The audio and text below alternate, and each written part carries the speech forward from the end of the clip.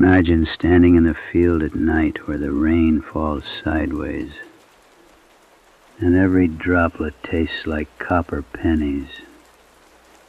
The smell of oxidized metal mixes with something darker, like earth after a burial. Thomas Calloway stood in such a field, boots sinking into mud that felt too warm despite the October chill. The family stood around him in a semicircle, their skin shimmering with faint metallic sheen.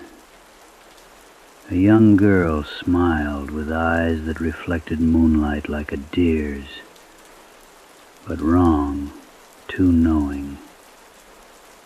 The mother figure stood apart, her dress hanging loose on a frame that seemed to shift when he wasn't looking directly at her. Her belly rippled beneath the fabric like something living beneath skin that no longer belonged to her. And Thomas understood, in that moment, what he had done, what his hands had been made to do.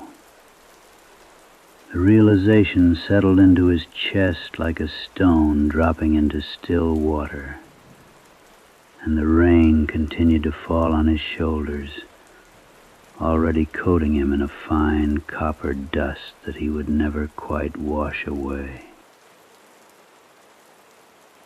Thomas Calloway had learned that sleep was the body's way of preparing for death. As a veterinarian for 40 years, he had coaxed animals through their final rest. Great draft horses and cattle whose eyes grew soft as sedatives took hold. Now retired at 73, living alone in a cottage on Blackbird Ridge, he found himself thinking about sleep differently. It was not rest. It was a small death we practiced each night, a rehearsal for something larger waiting in the dark. The rain had been falling for 3 weeks, steady, patient, the kind that spoke of settling and accumulation. From his window, Thomas watched the tin roof of his tool shed catch droplets, each one making its tiny sound until the individual impacts became a single continuous note. The cottage was small and intentional. 4 rooms, fireplace, kitchen, living room with the grandfather clock, and a bedroom where he spent most of his waking hours reading old veterinary journals from the 1940s, back when doctoring was still intimate, still something that acknowledged the sacred space between healer and creature in pain. On the night the stranger came, Thomas was reading about birth complications in cattle, about turning a calf inside the womb when everything had gone wrong. The rain was particularly loud. When the knocking came, it was so soft he almost missed it.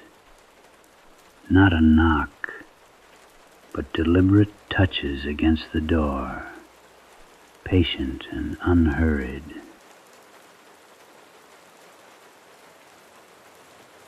The man standing in the doorway was difficult to look at. Not wounded or grotesque, but something about his face resisted clear description. Thomas's eyes slid across his features like water across oil, taking impressions but no specifics. His skin held the exact tone of an old penny oxidized to dull green-brown. His eyes seemed to contain no pupil, or rather, the entire eye was pupil, dark and bottomless. He blinked approximately once every 2 minutes. "I am here about a birth," the man said softly. "The family sent me. You are the veterinarian, the one who understands passage." Thomas's hands tightened on the doorframe. He had left that life deliberately, severing himself from the work of intervention, and yet the stranger's request settled into something in his chest that had not yet died. Some part of him that still believed being useful was the same as being alive. "Who sent you?" "The Deep Hollow families. We have a mother in a difficult stage. We need someone who understands what to do when natural processes have become complicated." Thomas found himself nodding. His body was already agreeing to something his conscious mind had not yet articulated. The stranger smiled very slightly. "Come," the man said. "The rain is patient, but not forever." Thomas did not remember driving exactly. He remembered the stranger's station wagon smelling like copper pipes and minerals. And then they were on roads that grew progressively smaller until they were on a track barely navigable. They descended into the Deep Hollow, a place that didn't appear on maps, that seemed to slide past the eye without registering. The trees were wrong. Not bare as they should be in October, but retaining leaves in a color Thomas could not name. Not autumn gold or red, but something metallic, greenish gold that shimmered and absorbed light, then emitted it again. "The mist," the stranger said, the first word since entering the valley. Thomas breathed and tasted metal, mineral-rich wrongness coating his tongue and throat. The mist had entered the car, or had always been there.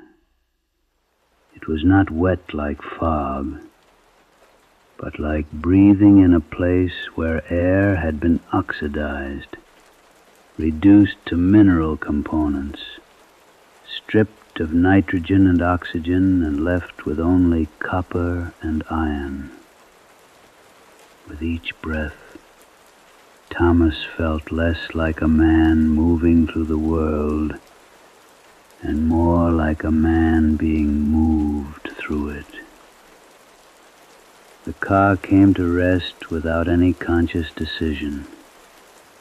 The stranger turned slowly, his entire face now the color of tarnished copper, his eyes seeming larger.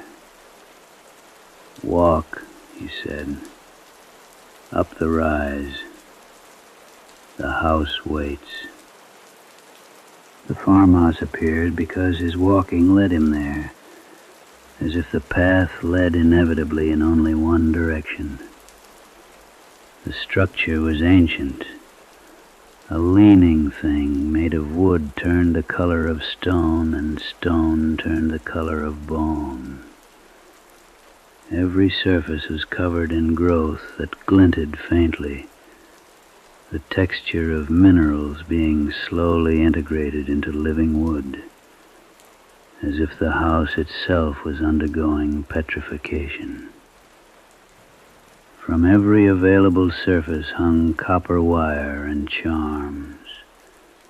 They hung from eaves and gutters, from twisted oak branches, from hooks deliberately installed on walls. Each charm was small, no larger than a thumb, made of something that caught what little light penetrated the mist and held it briefly before releasing it. The chimes moved in a rhythm that had no apparent source. There was no wind, yet they moved, and with each movement came that subtle, crystalline percussion, almost beautiful and almost maddening in its constancy. The stranger was no longer behind him. Thomas understood this without turning. His guides had accomplished their task. Now he was alone with the house, with the clinking, with the copper mist that had settled into his lungs so completely he could no longer distinguish between inhalation and exhalation. The door opened as he approached, though no hand touched it.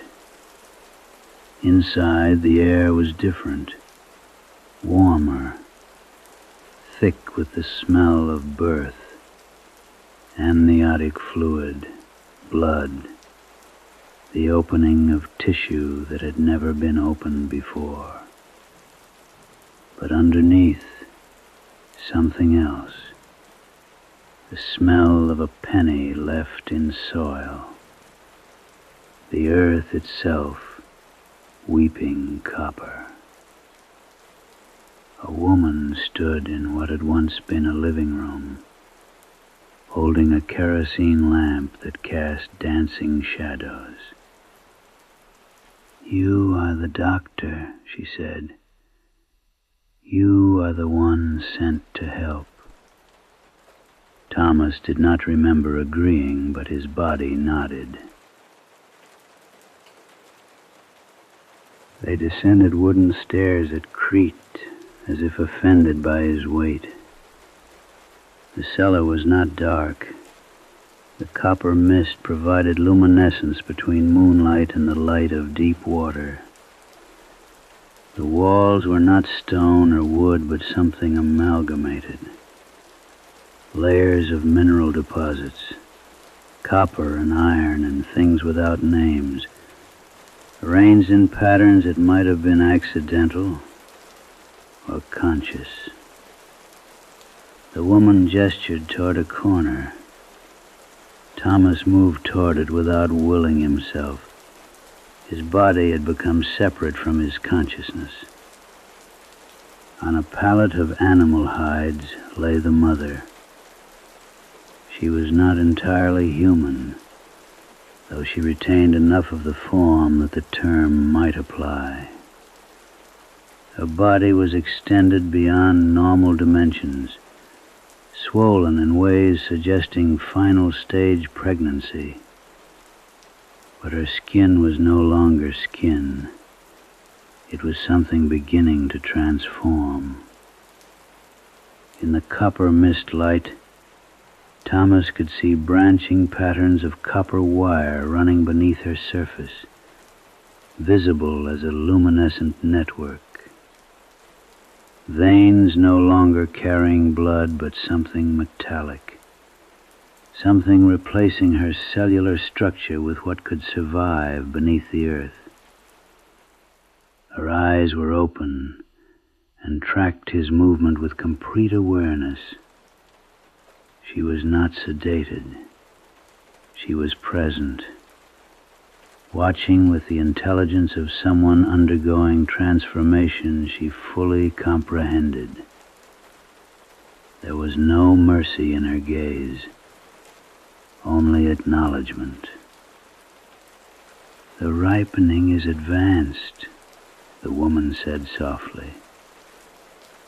"We have waited generations for a body that could carry this long enough for the seed to mature. But the final stages, we need a human hand to guide what wants to be born." "What is she carrying?" Thomas asked. "The future," the woman said simply. "Something the mountain has been trying to grow in human soil. The copper in the earth The copper in the mist, the copper in the bones of this place. It has learned to think, to feel, to want. Your job is to help it remember what it wants to become. She reached out her arm, a motion that took a very long time, each joint moving with apparent deliberation. Her hand was covered entirely in the copper network, barely a hand at all, more like a thing made of branches and mineral that had learned to approximate the shape of a hand. On her palm lay something small. It was difficult for Thomas to perceive directly, the way his eyes had slid across the stranger's face, but he could sense it. Something warm, alive, primarily composed of copper. A seed, or an egg, or something serving both functions. The ripened thing that had been growing inside her body while her body slowly became less human and more like a vessel. A mine shaft that had learned to contain life. This is what must be harvested, the woman said. Your hands know how to retrieve what the body has created. Your hands know how to distinguish between vessel and seed, between what must remain and what must be released. Thomas understood then. He was not here to deliver a living child. He was here to extract this copper seed that had been growing in human flesh, that had been replacing human flesh, that had been slowly transforming a woman into a container. He reached out, and his hands moved with the muscle memory of 40 years, the gentle precision of a man who had guided calves and colts into the world, who had known how to place his hands in delicate spaces between one state of being and another. The seed fell into his palm, impossibly warm, pulsing with a heartbeat not quite synchronized with his own. He could feel it thrumming there, trying to establish resonance with the copper-laced blood moving through his veins. The woman smiled, the most human expression he had seen. Now run, she said. Run until the mountain releases you. But know you are already changed. The copper mist remembers what it has touched. It will follow you. Thomas ran. The cellar fell away. The farmhouse became a shape in the mist, receding with impossible speed. The car appeared in his path as if waiting. The keys were in the ignition. The engine started without resistance. He emerged into the normal world gasping, disoriented, as if drowning, and returned to life. The rain was falling, normal rain, the kind that tasted of minerals but not copper. His cottage appeared, and he drove toward it without conscious intention. Inside, with doors locked and every light burning, Thomas looked at his hands. The copper sheen had not faded. It had settled deeper, incorporated itself into his skin, becoming part of him. He could no longer remove it by washing. The seed had been placed on his mantle.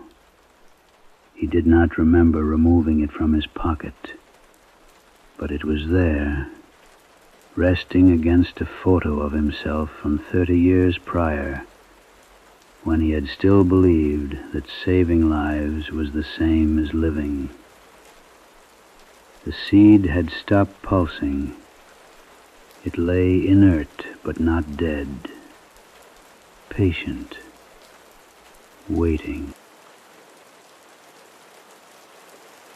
And so Thomas Calloway sat in his cottage, watching the seed on his mantle, understanding he had become something other than what he had been.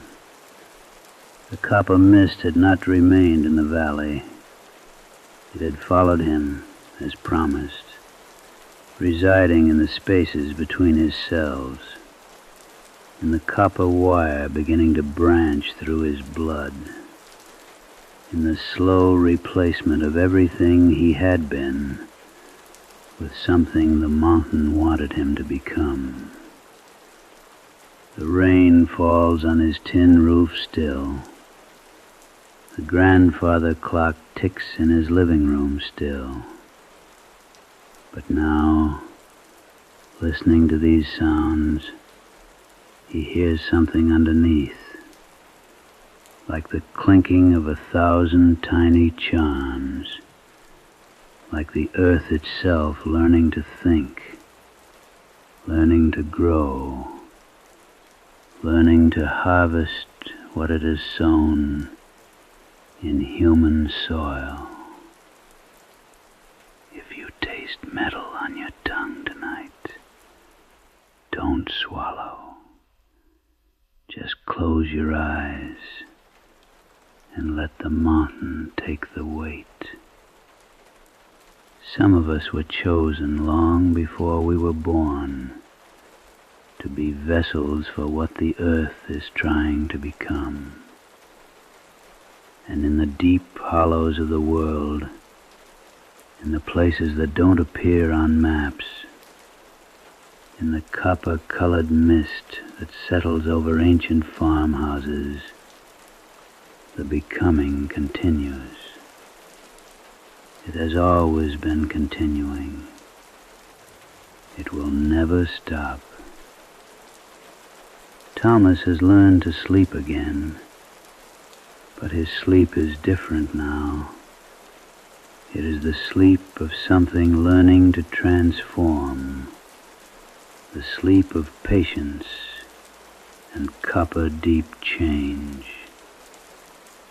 And sometimes, in the quiet hours before dawn, when the rain is falling and the clock is ticking and the world is still, he can hear them, the other vessels, all over the region, all in their cottages and farmhouses and hidden places, all breathing the copper mist, all carrying seeds toward some harvest that only the mountain understands.